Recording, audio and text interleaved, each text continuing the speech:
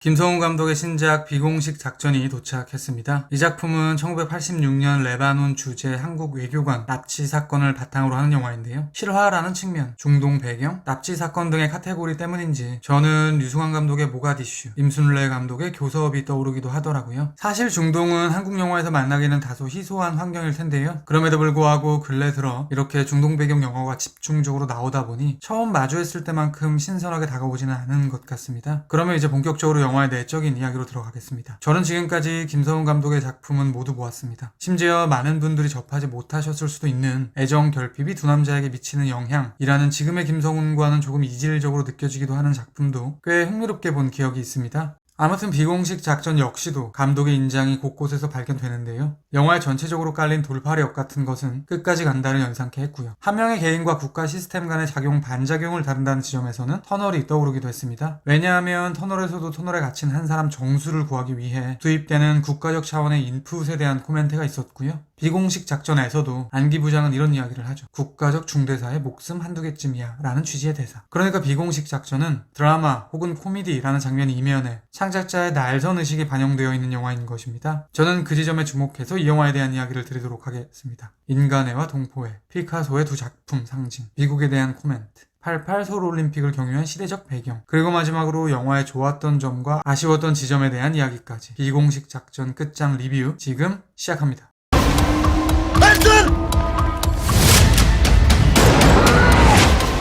나 이거 잘하면 나 뉴욕 보내줘요. 아니면 LA든지. 그런 말이 나오냐?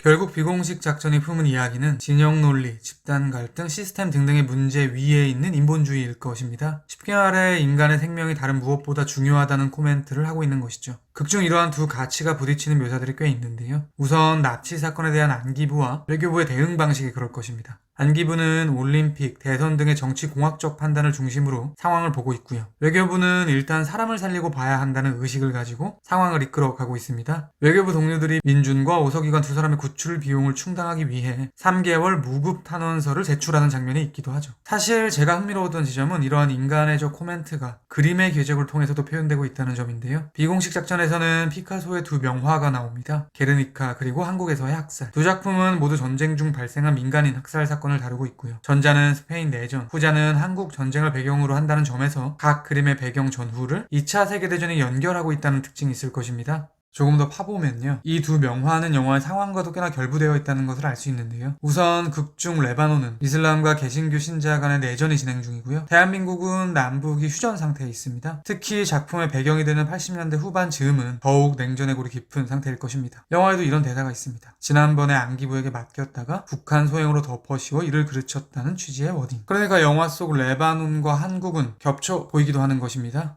말하자면 비공식 작전은 레바논의 이야기를 빌어 대한민국의 이야기를 하고 있는 것이죠. 아무튼 민주는 오석이관을 구출하기 위해 협상금을 가지고 레바논으로 들어가게 되는데요. 워낙 현지 상황이 좋지 않아 큰돈을 들고 입국하기는 위험하기 때문에 부피가 작은 게르니카 스케치본을 들고 간 뒤에 레바논 내부에서 현금으로 교환을 하게 됩니다. 이때 게르니카 스케치본을 둔갑하고 있는 것은 바로 오석이관 아들이 그린 아빠 그림이죠. 그러니까 영화에서 게르니카에 부여되는 인상을 살펴보면요. 먼저 명화가 그 자체로 품고 있는 전쟁, 그로 인한 민간 피해라는 의미가 녹아있을 것이고요. 판매가 된다는 지점에서는 재화적 가치, 즉 자본주의적 메커니즘이 입혀지게 될 것입니다. 그런데 그런 상징적인 그림이 결국 아이가 그린 그림에 덮이게 되는 것이죠.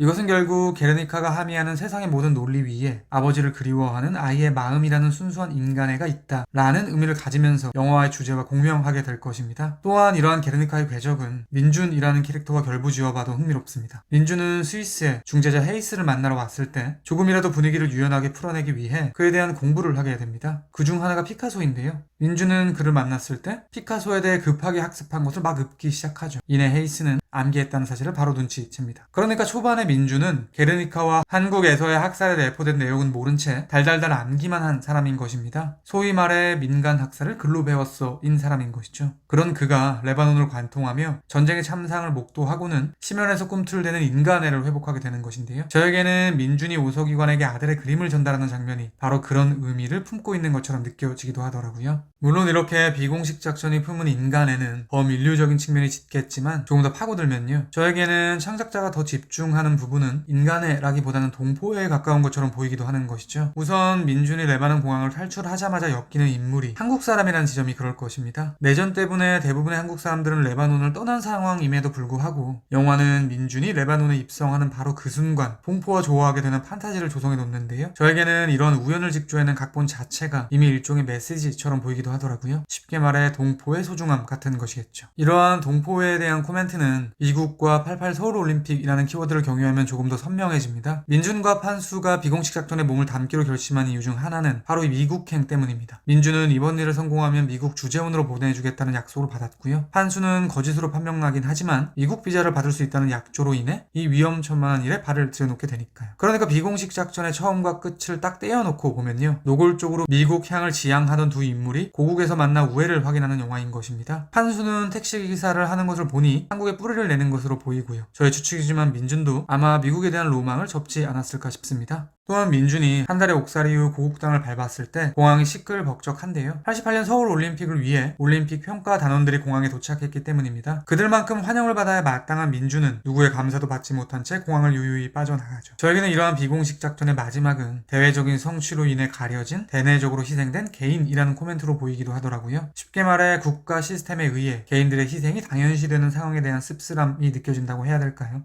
저도 잘 알지는 못하는데요. 1988년 서울올림픽의 이면에는 인민총 강제이주 조치 등등의 암울한 면도 있었다고 알고 있습니다. 그러니까 제가 보기에 비공식 작전은 직접적으로 표현을 하고 있지는 않지만 당시의 대통령이었던 전두환의 사진을 프레임에 걸어둔 점, 영화의 마지막 시퀀스 등등으로 유추해보건대 창작자의 주관적인 태도를 드러내는 영화로 보이기도 하는 것이죠. 물론 그렇다고 김성훈 감독이 어떤 정치색을 띈다라고 말할 정도로 영화에 녹아있는 것들이 선명하지는 않지만 아무튼 미국이 아닌 조국, 대외적인 성취보다는 대내적 희생, 그것의 베이스가 되는 전두환 대통령 시절의 88 서울올림픽이라는 연결고리들은 분명 여러 생각을 하게 만드는 것도 사실입니다. 조이제는 총쏴 빨리!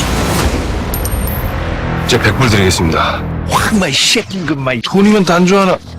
미국 비자.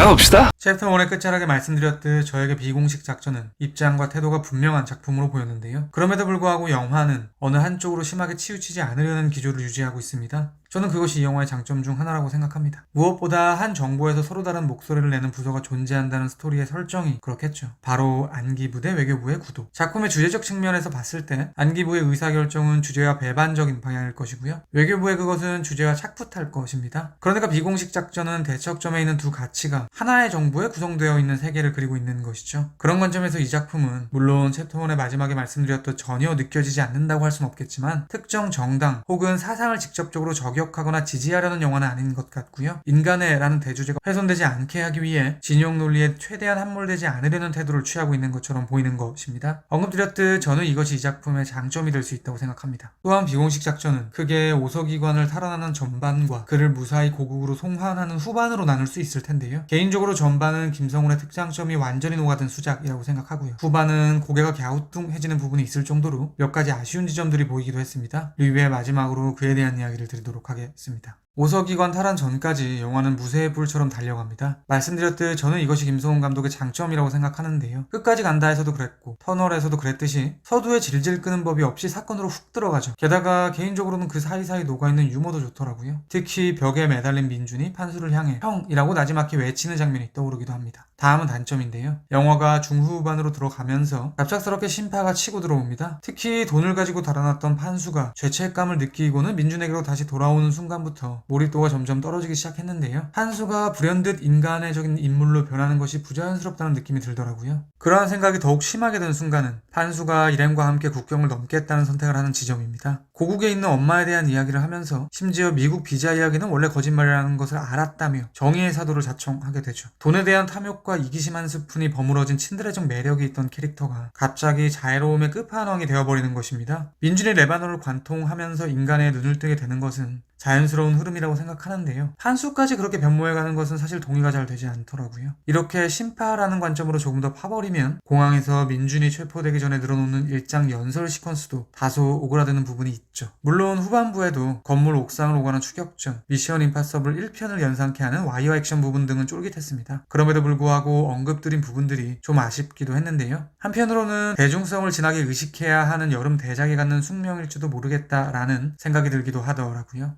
비공식 작전에 대한 제 별점은 별 3개 반이고요. 한 줄 평은 다음과 같습니다. 질주하는 탈환, 제동 걸린 송환. 제가 100% 확답을 드리지는 못하겠지만 아마도 다음 리뷰는 지금 보여드릴 이 영화가 되지 않을까 싶습니다. 그리고 당연한 이야기지만 그 어떤 영화라 해도 언제나 영화는 제 리뷰보다 무조건 위대합니다. 들어주셔서 감사합니다. 대한민국의 우주가 미국에 이어 두 번째로 유인 우주선을 달에 착륙시키는 역사적 순간을 보여하는 하강속도 초속 1m.